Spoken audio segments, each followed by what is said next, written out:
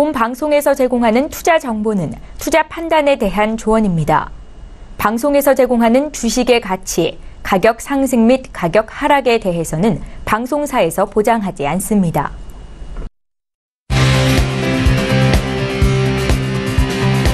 슈퍼스탁 발굴 프로젝트 글로벌 슈퍼스탁의 김민아입니다. 극적인 타결, 이번 나프타 협상을 모두들 이렇게 묘사합니다. 미국 현지 시간 30일이 마감 기한이었기 때문이죠. 그런데 어떤 일이든 마감 기한이 닥쳐서 성사되면 나중에 문제가 발생되곤 하던데요. 이번 협상은 시장에 어떤 영향을 가져올까요? 오늘의 글로벌 슈퍼스탁 세계 각국의 이슈들을 한데 모아서 오늘도 유망 투자 종목을 발굴해 보겠습니다.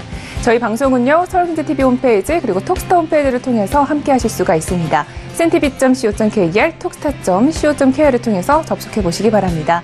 참고로 본 방송에서 제공하고 있는 정보는 투자 판단에 대한 조언일 뿐 주식의 가치나 수익률을 보장하고 있지 않습니다. 저희 서울경제TV는 자본시장법을 준수하여 1:1 투자 상담, 유사수신행위, 무인가 영업행위, 불법 대역의 정보 및 가입 권유 등 모든 불법 사항들 엄중하게 금지하고 있습니다.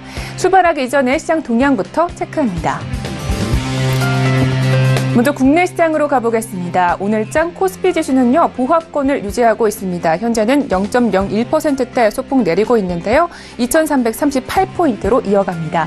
수급 동향 보시겠습니다. 오늘장 코스피에서는요, 개인이 좀 많이 사들이고 있습니다. 632억 원 매수가 들어오고 있는 반면 어제와 유사하게 기관이 매도세입니다. 이어서 코스닥 지수도 함께 체크합니다. 코스닥 지수도 역시 약보합으로 이어가고 있는데요. 0.66% 내리면서 811포인트로 이어가고 있습니다. 수급 동향 함께 체크해 보겠습니다. 코스닥에서는요, 어제와 유사한 흐름입니다. 기관과 외국인의 동반 매도가 나오고 있습니다. 국내 증시에서는요, 중국이 대연휴를 맞아서 관련 소비주들의 거래량이 집중되어 있는 상황입니다. 이어서 해외 선물 지수 체크해 보겠습니다. 먼저 나스닥 지수입니다. 현재 나스닥 지수는 0.07%대 하락하면서 7,670선으로 이어가고 있습니다. S&P 500 지수 보시겠습니다. S&P 500 지수 역시 내리고 있는데요. 0.09%대 하락하면서 2,927선 이어갑니다. 달러 인덱스는 이탈리아의 재정 우려에 의해서 상대적으로 강세를 나타내고 있습니다. 현재는 0.01% 상승하며 95포인트로 이어갑니다. 이어서 금 시세 확인해 보겠습니다. 현재 금 시세는 0.17% 상승 중입니다. 1,193달러로 거래 중입니다. 마지막으로 크루드 오일 살펴봅니다. 나프타 계약의 재협상 타결되면서 크루드 오일은 다시금 오른세입니다. 0.29%대 상승하면서 75달러에서 거래 중입니다. 네, 중국 시장은 어제장 국경절로 휴장이었고요. 이어서 9시 기준으로 업비트 기준 암호화폐 시황 확인해 보겠습니다.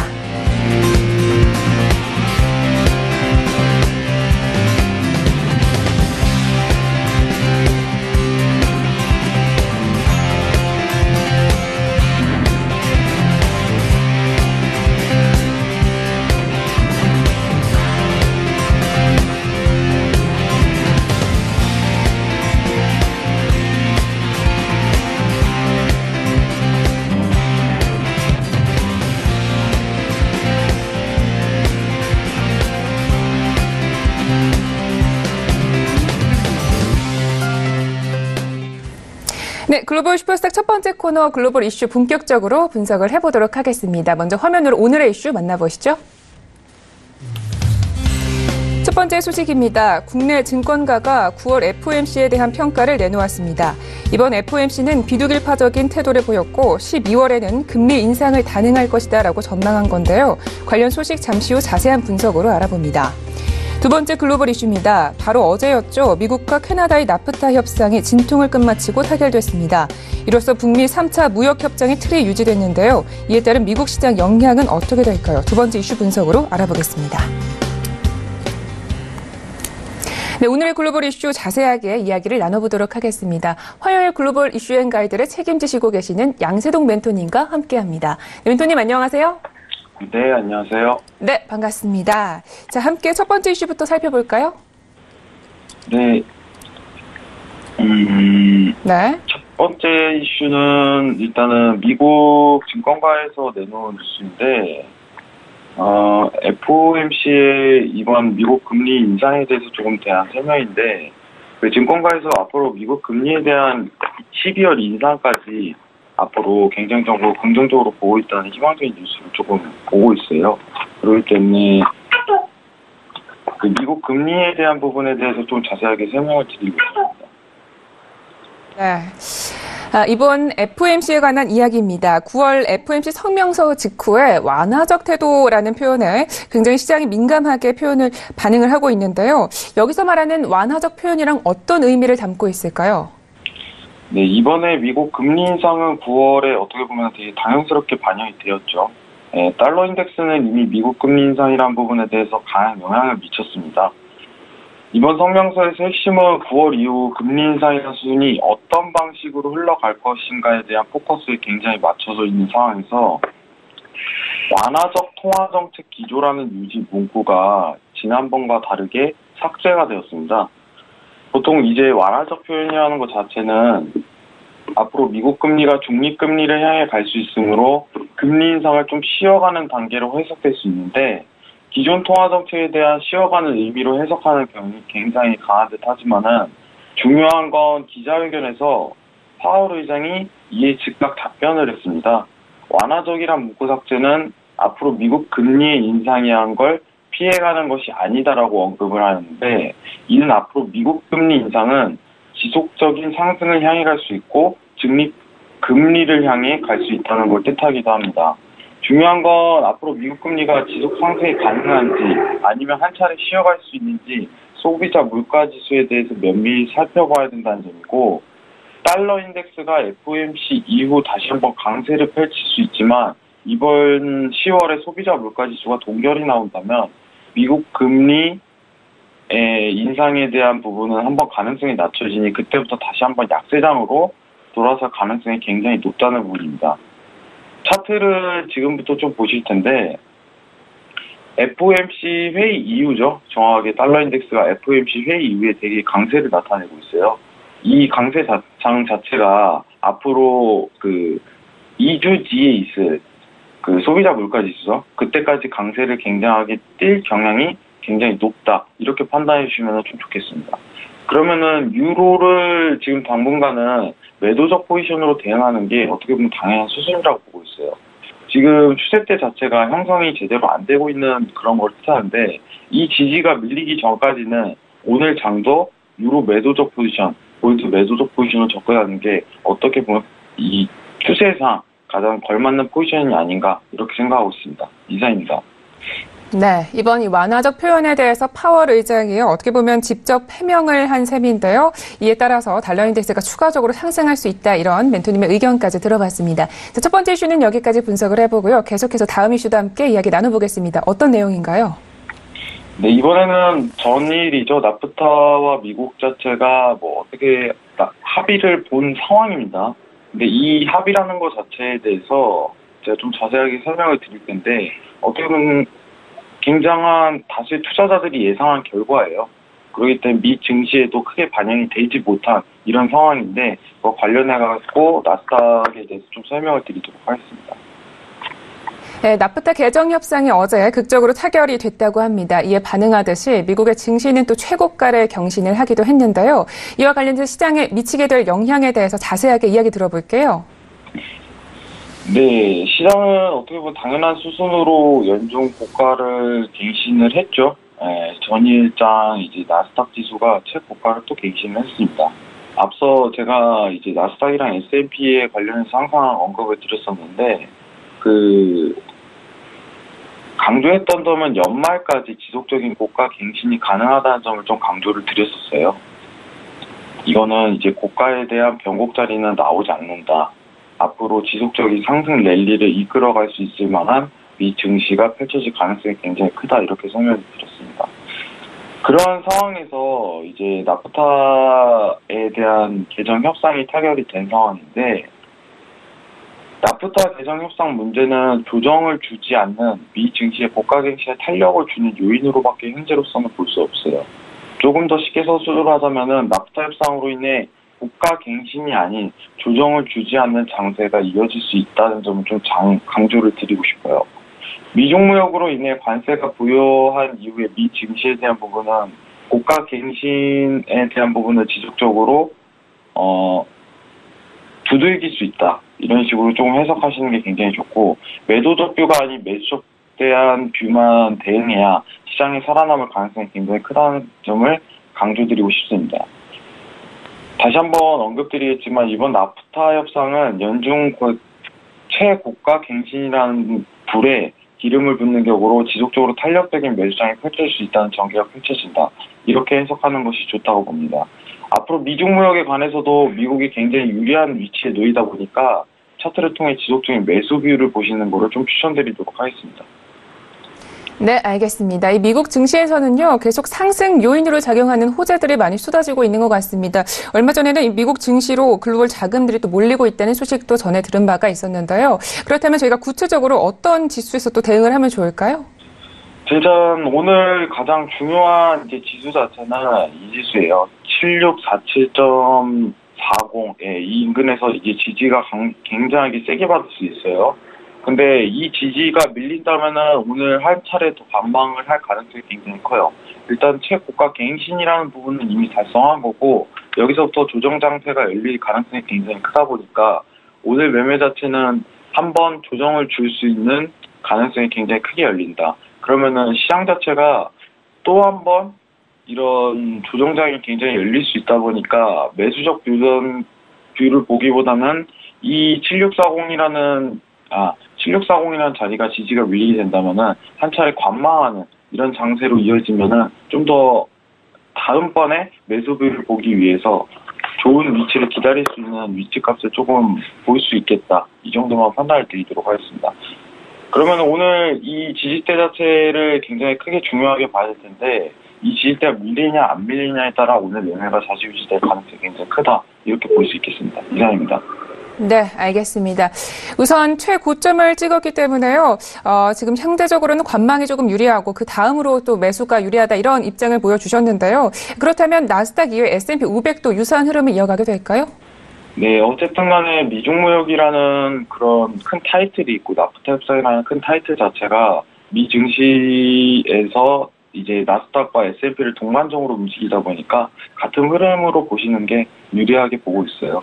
뭐 다른 상황이다 뭐 이런 식으로 보시는 것보다 S&P 나스닥을 동시에 이제 매수하게 보는 게 굉장히 유리하다고 보고 있습니다. 네, 알겠습니다. 자, 그렇다면 일단 나스닥과 S&P 500 지수는요, 단기적으로는 관망세가 유리하다라는 입장을 주셨습니다. 자, 그렇다면 오늘장에 좀 노려볼 만한 그런 종목은 없을까요? 오늘은 전일 이제 5일 자체를 저희가 매수적 뷰를 봐갖고 큰 자리를 좀 먹었었는데 전일 이제 저희가 매매한 구간 자체는 이제 7350.00 여기서부터 이제 매수적 뷰를 봐갖고 조금 크게 수익을 냈었는데 오늘 좀 조정 장세가 열릴 수 있어요. 전일 고가가 지속적으로 열리다 보니까. 근데 오늘은 조금 보조지표를 좀 잘 활용해야 되는 게 CCI를 조금 더 활용하면은 좀 큰 수익을 한 번 더 추가적으로 낼 수 있다. 이렇게 좀 언급을 드리고 싶고요. CCI가 보통 이제 과매수 구간으로 다시 한번 나오는 시기에 강한 강세가 한 차례 더 이어질 수 있는데 CCI가 다시 나오게 된다면은 그때부터 이제 다시 한번 매수 뷰를 보는 게 좋다고 판단하고 있고 지금 위치값은 사실 좀 불안해요. 오일 자체가 한 번 더 이제 큰 수익이 낼 수 있는 구간 자체가 나올 가능성이 굉장히 큰데 시장의 상황에 따라서 조금 대응하는 전략을 모색하는 게 굉장히 좋아요. 전일, 전전일 해갖고 지속적으로 매수비를 두 차례나 봤었는데 오늘까지 보기에는 이제 어떻게 보면은 일목균형표상 이격이 굉장히 기준선과 멀다 보니까 좀 한 차례 조정 장세도 열릴 수 있는 장세고 좀 보조지표를 보고 판단해야 되는 그런 시장의 장세가 이어질 가능성이 굉장히 크다. 이렇게 좀 판단드리고 싶네요. 네, 알겠습니다. 자, 이렇게 해서 글로벌 이슈 앤 가이드는 이야기 여기까지 들어보도록 하겠습니다. 멘토님, 오늘도 말씀 모두 고맙습니다. 네, 감사합니다.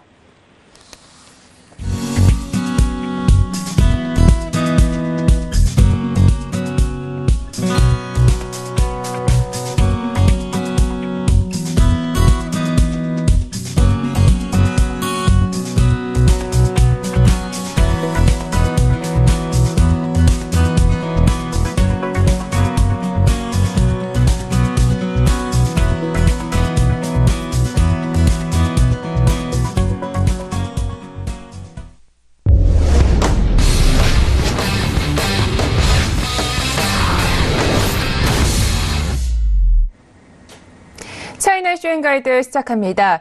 중국이 이달 중순에 예정된 연례 미중 외교 안보 대화를 취소했다고 뉴욕 타임즈가 보도해 왔는데요. 구체적인 이유는 밝혀지지 않은 상황입니다. 이대로 양국의 협상은 테이블에서 멀어지게 되는 것인지 오늘의 이슈부터 확인해 보시죠. 오늘의 차이나 이슈 첫 번째는요. 미국 증권 전문가들이 위안화에 대한 전망을 내놓았습니다. 보고서에 따르면 위안화는 앞으로 지속적인 약세를 보일 것이라고 하는데요. 이들이 위안화 움직임을 부정적으로 바라보는 이유는 무엇인지 살펴보는 시간을 마련했습니다. 두 번째 차이나 이슈입니다. 중국 최대 가전업체 칭따오 하이얼이 이탈리아 가전업체를 인수하면서 세계시장 공략에 박차를 가하고 있습니다.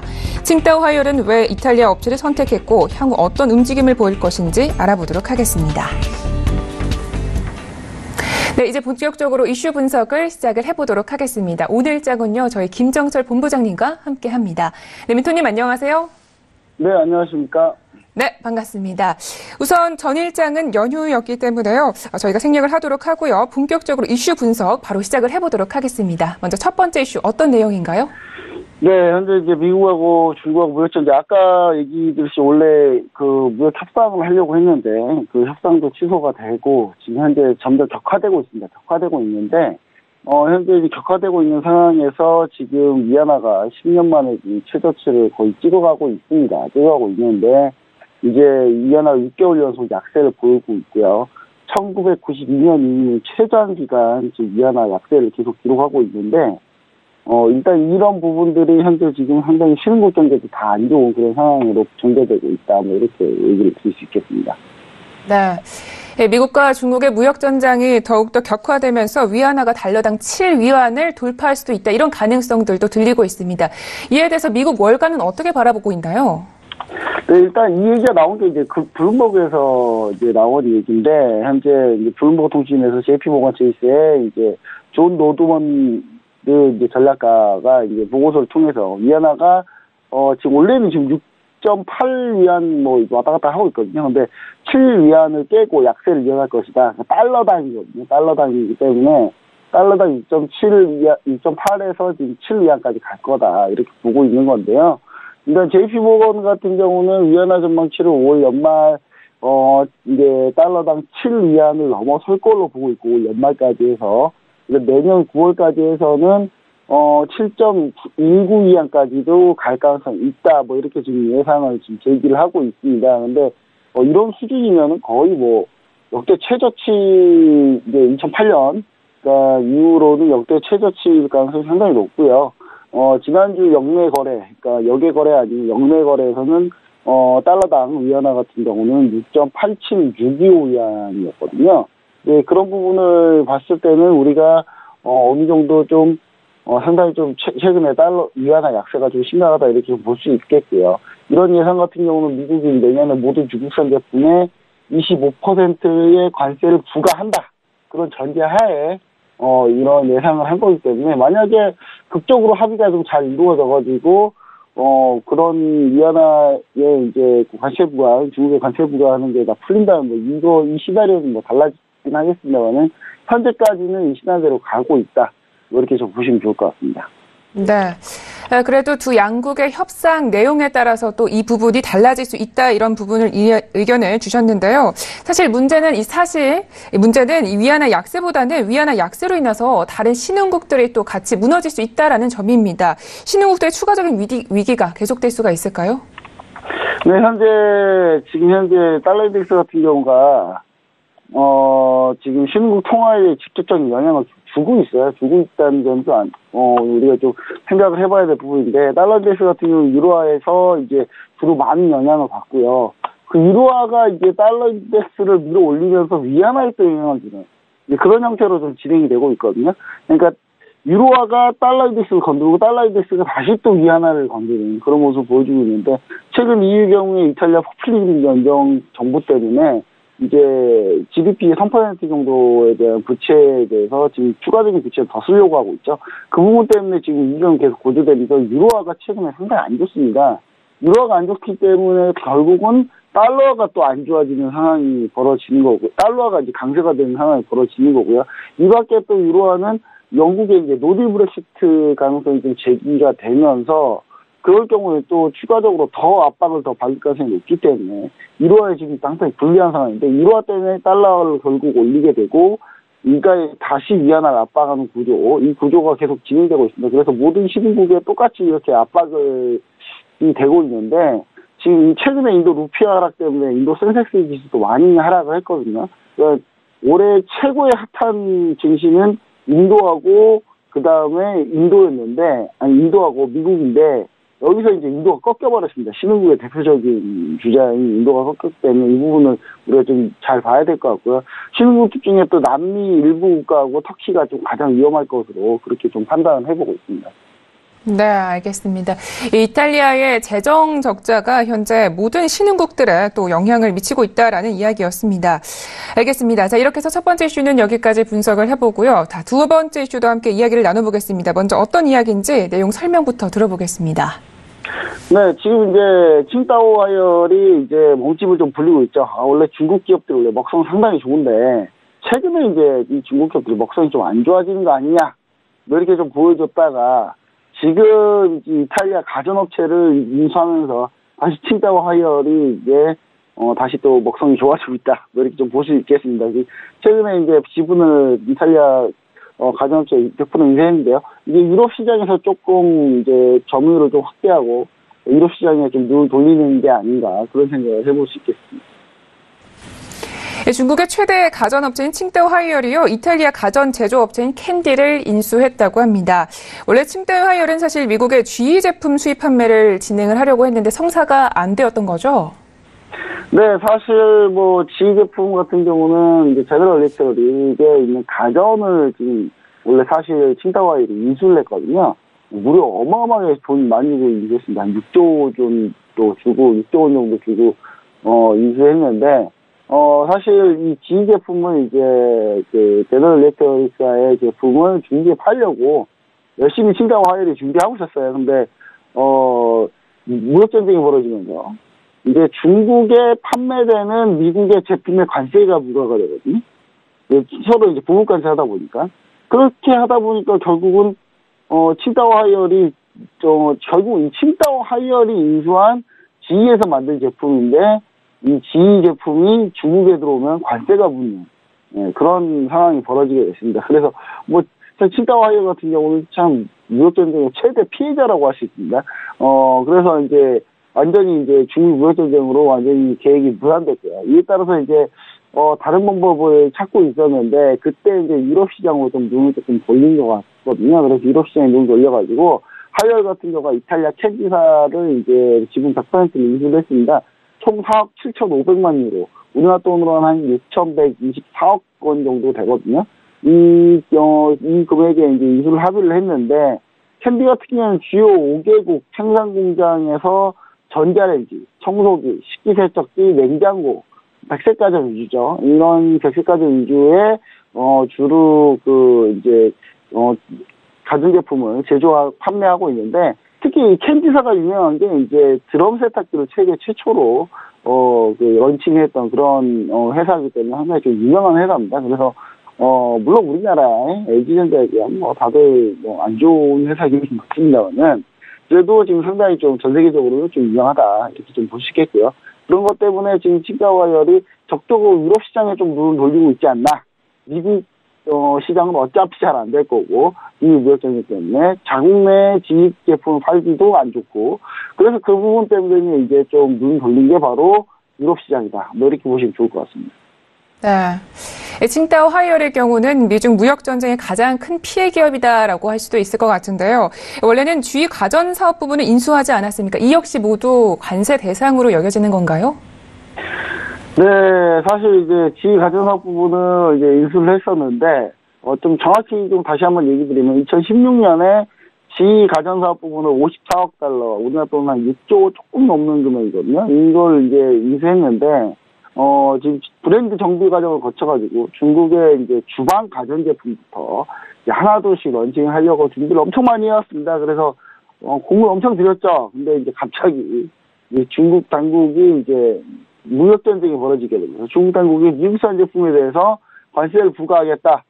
그래서 그 품목에서 전자레인지, 전기오븐, 드립커피 기계 뭐 이런 거 포함하면서 사실 칭다오열이 중국이 지휘국 중국이 이제 미국에 있거든요. 그러다 보니까 공장이 미국에 있다 보니까 생산해서 들어오게 되면 바로 관세를 부과받는 그런 케이스가 돼버립니다. 그래서 그런 부분들 때문에 조금 이제 칭다오열이 힘들었던 상황이었는데, 이 부분에 대해서 이제 좀 칭다오열은 전체적으로 자신의 브랜드를 약간 중저가 이미지를 좀 탈피하고 싶어하는 그런 모습이 있거든요. 칭다오열이 가장 부러워하는 게 LG거든요. LG 가전인데, LG전자 이 시그니처를 상당히 좀 부러워하는데, 그냥 고가 판매 전략으로도 충분히 먹히고 있거든요. 근데 그럼 칭다오열은 약간 저가, 싼 브랜드, 약간 이런 이미지가 계속 강해서 어떻게든 이걸 탈피하기 위한 전략을 지금 계속 쓰고 있다, 이렇게 보시면 좋을 것 같고요. 그리고 칭다오열 같은 경우가 중저가의 브랜드 탈피를 위해서 이제 유럽 쪽 브랜드 인수에 좀 눈을 돌렸습니다. 그게 이제 바로 캔디사고요.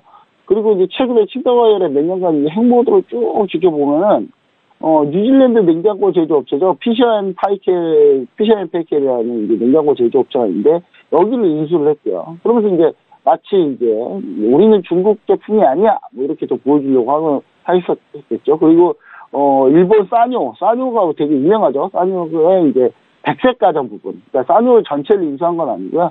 백색 가전 부분만 인수를 해가지고 지금 현재는 사실 전 세계 가전제품 점유율 14% 1위에요. 1위인데 중국 거 빼려면 뭐 LG한테 밀립니다. LG한테 밀리긴 합니다만은 사실상 중국 시장, 자국 시장 점유율에서 압도적이기 때문에 그 부분에 대한 점유율이 확률이 높아서 1위 상태인데, 사실 칭다오열이 이제 어떻게든 고가 전략과 좋은 이제 중국산 이미지를 좀 탈피하고 싶은 그런 모습들을 계속 비춰주고 있습니다. 네. 이 칭다오 하이얼이 원래는 어떤 정도의 규모를 가지고 있는 회사였는지가 궁금합니다. 이번 인수로 인해서 글로벌 경쟁력 더욱더 가져갈 수가 있을까요? 원래 칭다오열 같은 경우는요, 가장 우리가 쉽게 좀 생각을 해보면, 우리가 에어컨으로 되게 유명했던 경력전기나 뭐 이런 회사들 있지 않습니까? 제가 계속 예전에 소개시켜드렸던 그런 이제 가전제품 회사들이 있는데, 그런 회사들은 에어컨 전문이고, 원래 칭다오열 같은 경우는 주방 가전 위주로 많이 성장을 해왔다가 이제 TV 쪽으로 많이 갔죠. TV 쪽으로 많이 갔는데, 이 TV 쪽에서 상당히 이제 우리가 저기 밖에 이제 뭐 우리 판매를 하고 있어요. 뭐 이렇게 핫백마트 이런 데 가면은 판매하고 있습니다. 판매하고 있는데 보시면 아시겠지만 가격이 어마어마하게 쌉니다. 거의 뭐 4분의 1가 3분의 1가 정도 하거든요. 근데 이제 중요한 것은 이제 그렇게 해가지고 중국 시장에서 이렇게 저가 브랜드로 많이 성장을 했고, 우리나라 LG나 삼성전자가 브랜드 진출을 하려고 많이 했었습니다만은, 사실 중국 정부가 우리나라 이 가전제품에 대해서 상당히 좀 삼성전자, LG전자가 워낙에 세기 때문에 이쪽에다가 이제 직접 경쟁에서는 도저히 이길 수가 없어가지고 담합, 너네 담합한 거 아니냐 맨날 이러면서 삼성전자, LG전자를 담합으로 맨날 조사하고 출시 지연시키고 계속 그런 전략을 써왔습니다. 그런 데서 오면서 칭다오열이 계속 성장하게끔 이제 계속 만들어졌고요. 그런 성장을 발판으로 해가지고 칭다오열이 이제 시장을 점유했던 그런 상황이었습니다. 그래서 지금 이제 결과적으로는 중국 시장 내에서는 사실 에어컨이나 일부 가전은 그 다른 회사들, 경력전기나 이런 데들이 다 지금 가지고 있고요. 주방 가전 위주로 지금 현재 칭다오열 주방 가전하고 TV 이쪽 부분만 지금 상당히 좀 중국의 점유율이 대단히 높습니다. 거의 압도적이고요. 거의 50% 가까이 되니까. 제가 봤을 때는 뭐 앞으로도 계속 이 점유율을 계속 지켜나갈 것 같은데, 그걸로 이제 돈을 많이 벌었던 거죠. 돈을 많이 벌어가지고 이제 우리나라 예전에 삼성전자나 LG전자 보시면 될 것 같아요. 우리나라도 예전에 일본 제품에 대해서 약간 좀 저가 브랜드 전략으로 계속 밀고 나갔다가 나중에는 이제 고가화, 그러니까 우리 프리미엄화를 많이 추구를 했죠. 그러면서 이제 또 삼성전자 같은 경우나 LG전자 같은 경우는 이제 자체적으로 프리미엄화를 많이 했는데, 중국 칭다오열 같은 경우는 자체적으로 하기는 쉽진 않으니까, 뭐 사실 브랜드 자체가 이제 중국이다 보면 이제 사람들이 이상하게 생각할 가능성이 높기 때문에, 그런 부분들 때문에 사실 자체 브랜드에서 약간 프리미엄화보다는 아예 그냥 인수를 해버리는, 인수해가지고 원래 인수하면 이제 지휘하면 우리나라도 옛날에 엄청 유명한 고가의 브랜드였지 않습니까?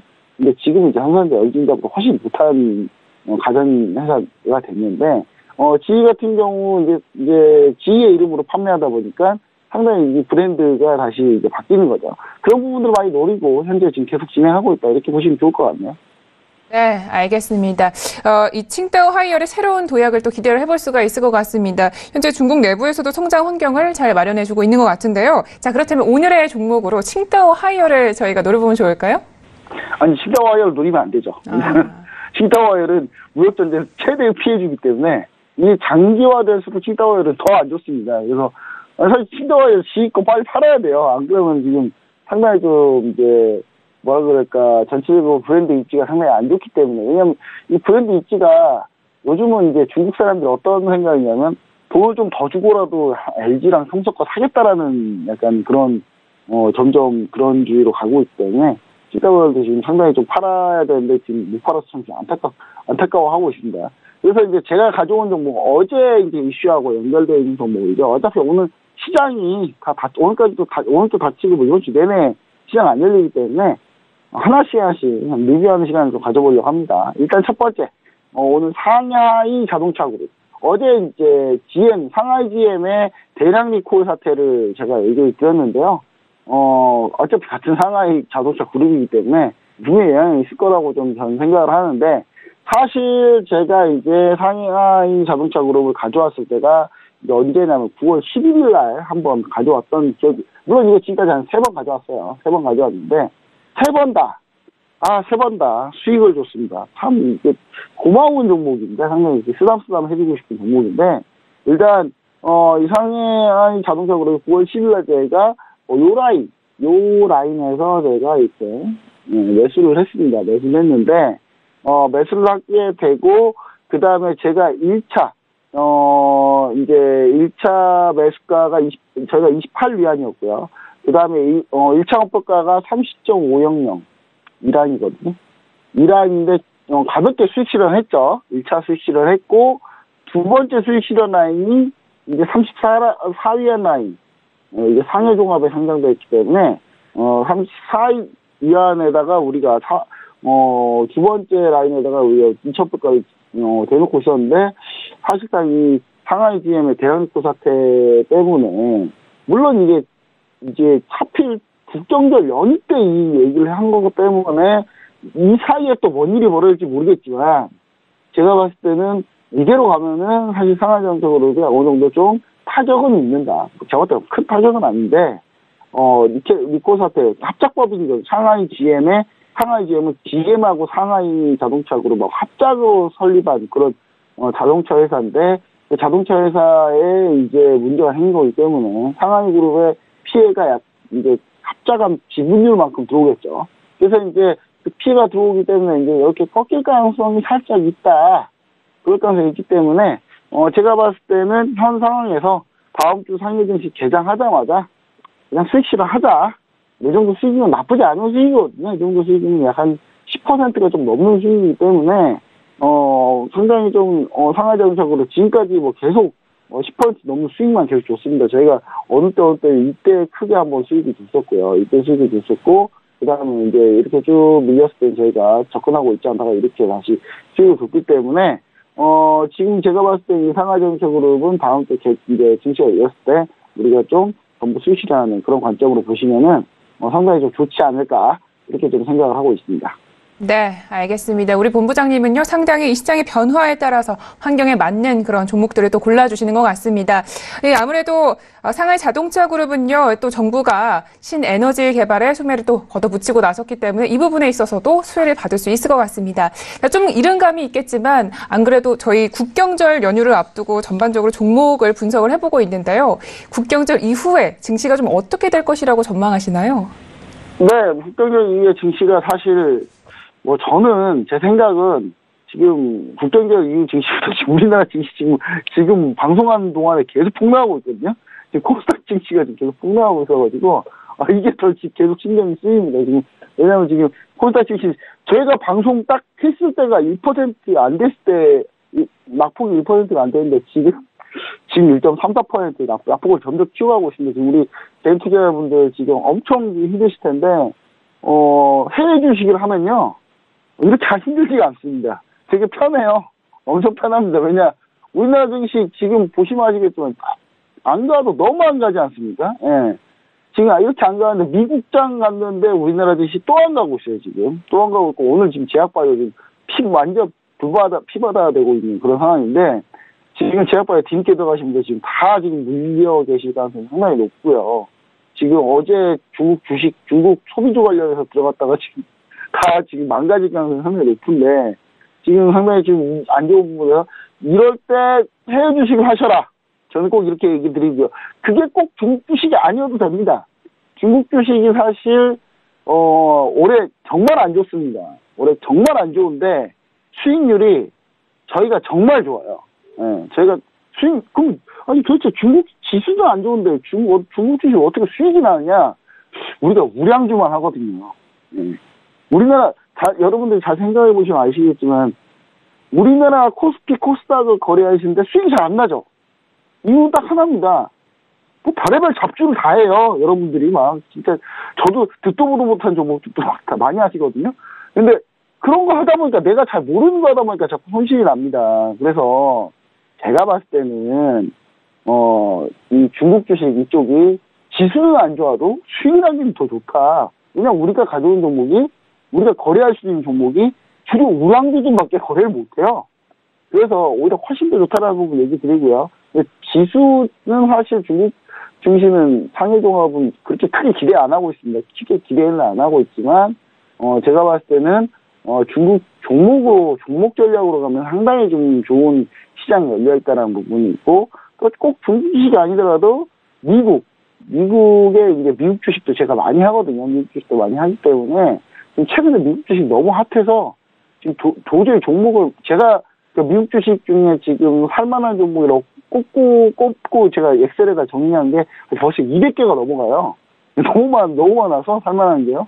그래서 제가 봤을 때는 이런 부분들에 대해서 반드시 해외 쪽으로 좀 눈을 돌려보시면 그러니까 국내 주식 다 팔고 해외로 가라는 게 아니라 어느 정도의 비중만 살짝 빼가지고 해외 쪽에 분산을 해놓으시면 오늘같이 코스닥 정말 이렇게 비 맞고 있을 때 햇볕 내리쬐고 있는 해외 주식 따뜻한 햇살을 받으면서 일광욕을 즐길 수 있는 그런 상황이 분명히 올 겁니다.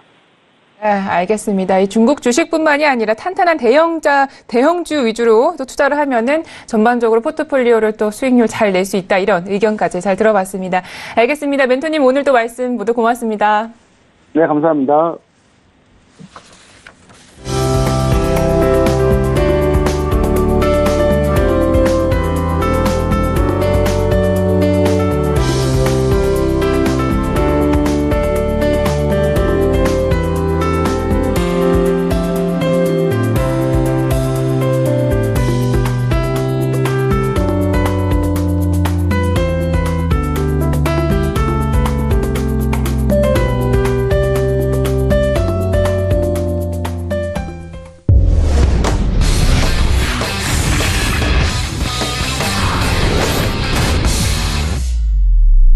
네, 코인 코너입니다. 암호화폐 가격이 전반적으로 약보합세를 나타내고 있습니다. 리플은 스웰 컨퍼런스에 대한 기대감이 선반영된 가격 상승분을 모두 반납하기도 했는데요.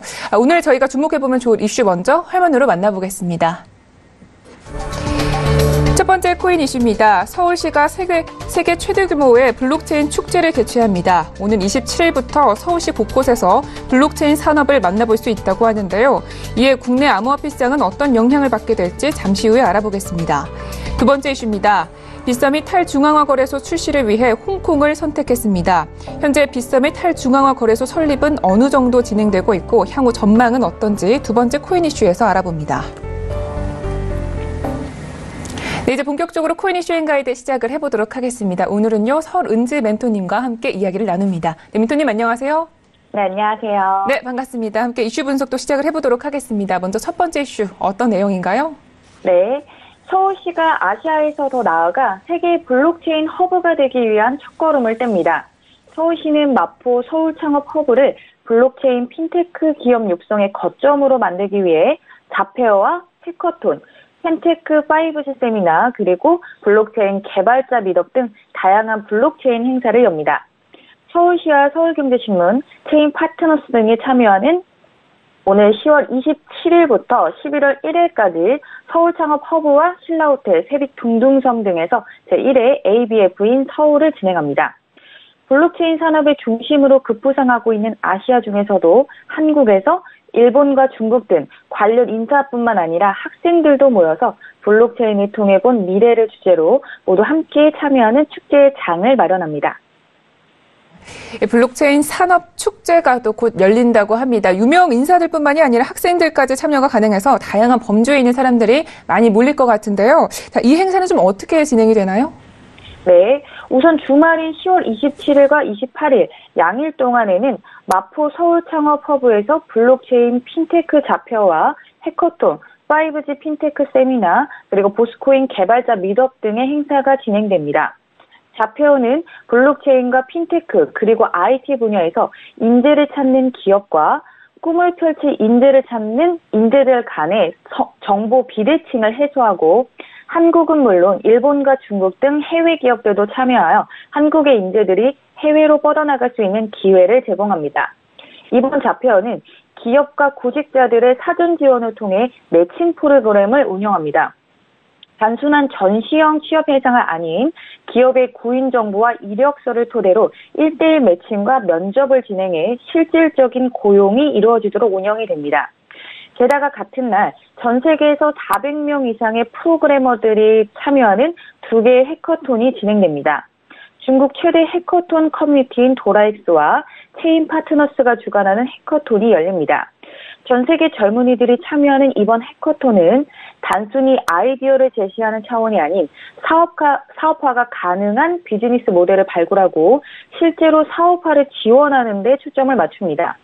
한국 인재들과 글로벌 인재들이 자웅을 겨루는 멋진 경쟁의 마당이 될 것으로 보고 있습니다. 뿐만 아니라 블록체인 기반의 5G 핀테크 기술 동향을 발표하는 세미나가 열릴 예정이고 한국 최초로 ICO에 성공한 보스코인이 미트업을 진행합니다. 또 전통 산업과 블록체인 기술이 어떻게 새로운 세상을 열어가는지에 대해서도 열띤 토론이 열릴 예정입니다. 다양한 프로그램들이 있기 때문에 블록체인의 다각적인 참여가 가능하다고 볼 수 있습니다. 네. 이 프로그램들만 들어봐도 이 블록체인 산업이 얼마나 각광받고 있는지를 대충 가늠해 볼 수가 있을 것 같습니다. 자, 그렇다면 이 세계 최대 규모의 블록체인 행사가 이번 한국 시세에는 좀 어떻게 영향을 미치게 될까요? 당연히 긍정적인 영향을 줄 수밖에 없습니다. 한국 경우엔 코인 거래량으로 선진국을 자랑하다가 근래 굉장히 침체된 모습을 보여주었습니다. 아무래도 활발한 시장에 비해 제대로 갖춰지지 못한 제도를 원인으로 될 수 있습니다.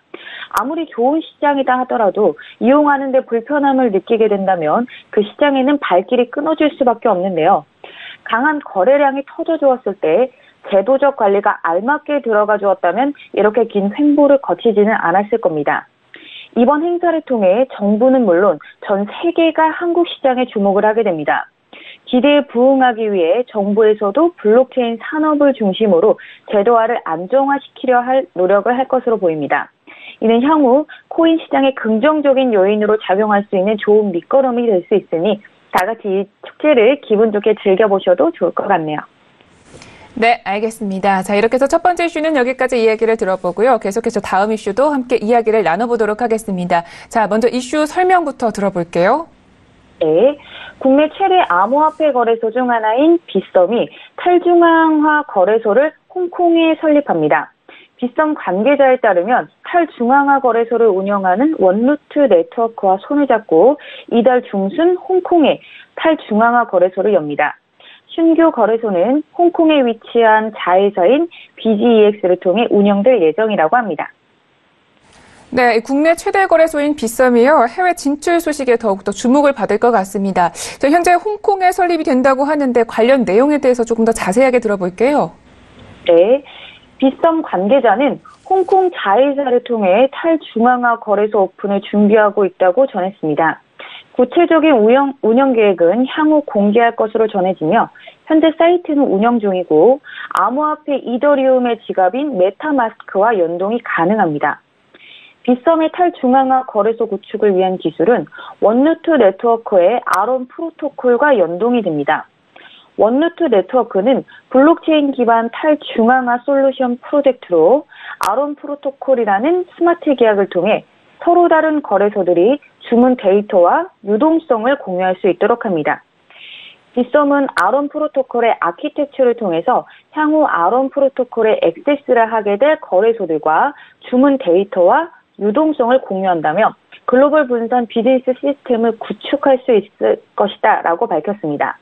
현재 아론을 활용하는 거래소는 빗썸과 원루트 네트워크가 운영하는 거래소인 루트렉스가 있습니다. 네. 자, 그런데 이 탈중앙화 거래소라면 이미 업비트에서 먼저 자회사인 올비트를 내놓은 바가 있는데요. 올비트로 빗썸에서 내놓은 이 탈중앙화 거래소에 대해서 저희가 어느 정도 가늠을 해볼 수가 있을까요? 물론입니다. 이 두 거래소의 차이점은 존재할 테지만 기본 플랫폼에서는 큰 차이가 없을 것으로 예상합니다. 올비트를 통해 빗썸의 탈중앙화 거래소를 예상해 볼게요. 올비트 거래소는 업비트의 두나무가 투자하고 있는 블록체인 스타트업 오지스가 개발한 탈중앙화 거래소로 자체 사이드 체인을 통해 토큰 간의 트랜잭션 속도를 획기적으로 높였습니다. 이 사이드 체인이라는 플랫폼은 빗썸 신규 거래소에도 적용될 가능성이 높습니다. 사이드 체인이란 비트코인을 이더리움의 체인 위에 올려서 거래할 경우에 비트코인 블록체인상에 있는 비트코인을 동결시키고 이더리움 블록체인 위에서 이 비트코인에 해당하는 상응물을 만들어 거래하는 것을 의미합니다. 이후 거래된 상응물을 갖고 있는 이는 비트코인 블록체인에 있는 진짜 비트코인으로 이 상응물 교환을 해갈 수 있습니다. 여기서 올비트 거래소는 이더리움이 갖고 있는 거래 속도의 한계를 없애기 위해 자체의 사이드 체인을 개발한 것으로 사실 웬만한 탈중앙화 거래소는 모두 갖고 있는 기술입니다. 이더리움 사이드 체인을 기반해 이더리움 가스 수수료를 없애고 거래 체결 속도를 높인 것이 특징인데 이러한 특징은 빗썸에서도 기대해 볼 수 있습니다.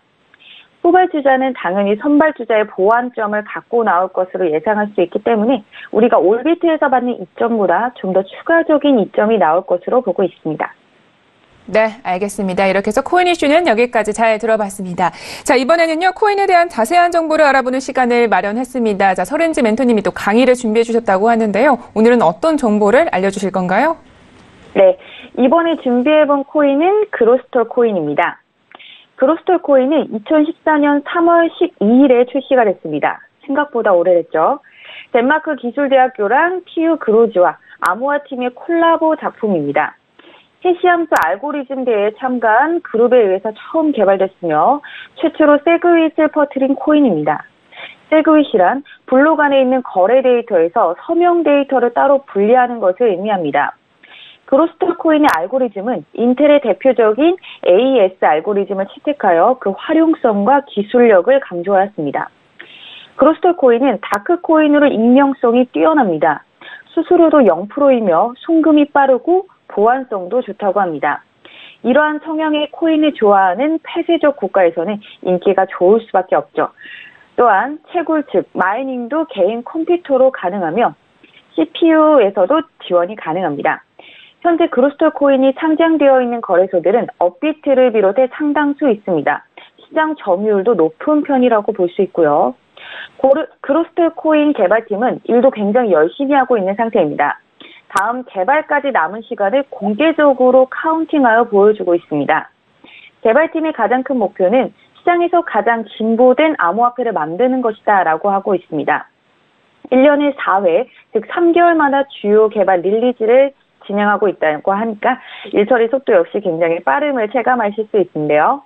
자, 차트를 보시면 2014년부터 빙하기가 상당 시간 오랜 좀 진행이 되다가 2017년부터 활발한 움직임을 보여주고 있습니다. 그리고 그로스톨 코인의 흥미로운 점은 한국 시간 기준 오전 9시에 펌핑이 한 번씩 들어오고 있다는 점입니다. 한창 호황기에는 법칙처럼 펌핑이 들어왔었는데 요 근래에 하락장이다 보니까 잠시 펌핑이 주춤했었는데 그러다가 다시 9시 펌핑이 들어오고 있으니 단타를 진행하시는 분들은 좀 관심 있게 봐주시면 괜찮을 부분입니다. 다만 시장의 100%의 확률은 없으니 무리한 진입은 자제하시길 바랄게요. 네, 알겠습니다. 자, 오늘은 그루스톨 코인에 대해서 저희가 알아보는 시간을 모두 가져봤습니다. 자, 이렇게 해서 코인 이슈 앤 가이드는 이야기 여기까지 들어보도록 하겠습니다. 오늘도 모든 유용한 정보 고맙습니다. 네, 감사합니다. 네, 오늘도 저희 글로벌 슈퍼스탁은 해외 선물과 중국 주식 그리고 암호화폐까지 전 세계를 대상으로 유망 투자 종목 발굴하기 위해서 열심히 달려왔습니다. 저희 슈퍼스탁을 찾기 위한 힘찬 여정 오늘도 저희는 최선을 다했습니다. 저희는 내일 이 시간에 또 찾아뵙도록 하겠습니다. 시청자 여러분들도 오늘 함께 성공적인 투자 판단하시기를 기원하겠습니다. 함께해 주신 여러분 고맙습니다.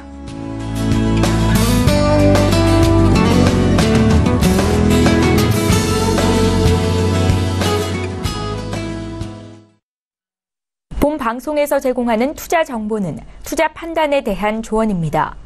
방송에서 제공하는 주식의 가치, 가격 상승 및 가격 하락에 대해서는 방송사에서 보장하지 않습니다.